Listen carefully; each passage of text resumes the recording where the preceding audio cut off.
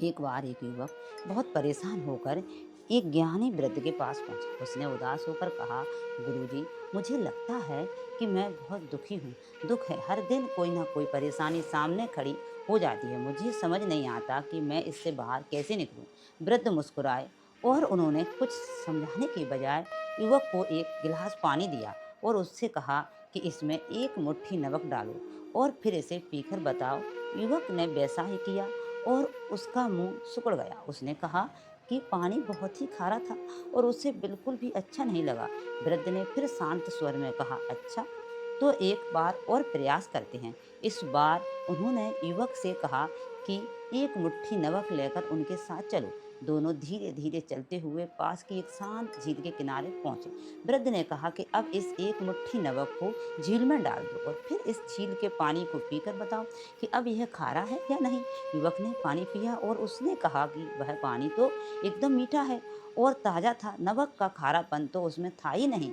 वृद्ध ने अब मुस्कुराते हुए कहा, नमक तो उतना ही था, ना कम ना ज़्यादा। फर्क सिर्फ पानी के बर्तन का था।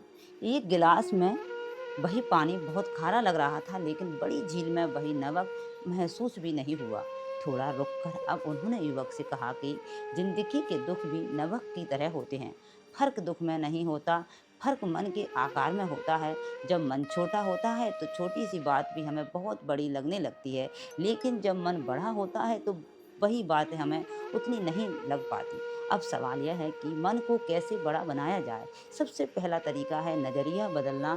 अक्सर हम अपनी परेशानियों को दुनिया की सबसे बड़ी समस्या मान लेते हैं, लेकिन जब हम दूसरों की ज़िंदगी को देखते हैं तो समझ आता है कि हर इंसान किसी न किसी संघर्ष से गुजर रहा है। यह समझ हमारे अंदर धैर्य और समझदारी पैदा करती है। दूसरा तरीका है सीखते रहना। जब हम नई चीज़ें सीखते हैं, किताबें पढ़ते हैं, अच्छी बातें सुनते हैं, अच्छे लोगों के साथ समय बिताते हैं, तो हमारा सोचने का तरीका धीरे धीरे बड़ा होने लगता है। मन की दुनिया जितनी बड़ी होगी, परेशानी उतनी ही छोटी होने लगेगी।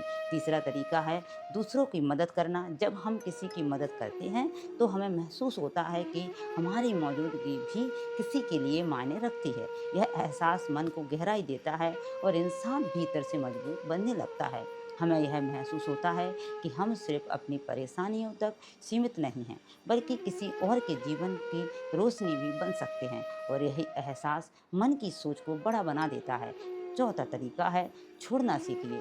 हर बात को दिल से लगाकर बैठ जाना मन को छोटा बना देता है। कुछ बातें ऐसी होती हैं जिन्हें समझाने या लड़ने से बेहतर बस उन्हें जाने देना। जब हम बात करते हैं छोड़ने और जाने देने की सीख जाते हैं, वहीं से मन बड़ा होना शुरू हो जाता है।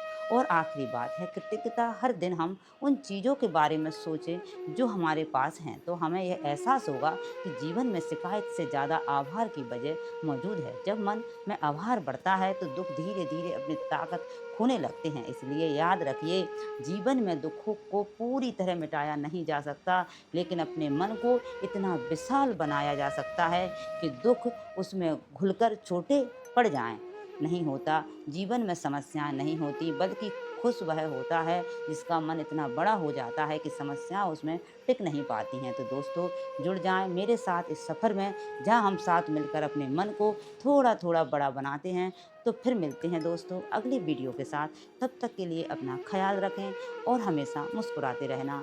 Thank you. NaMo बुद्धाय, NaMo बुद्धाय।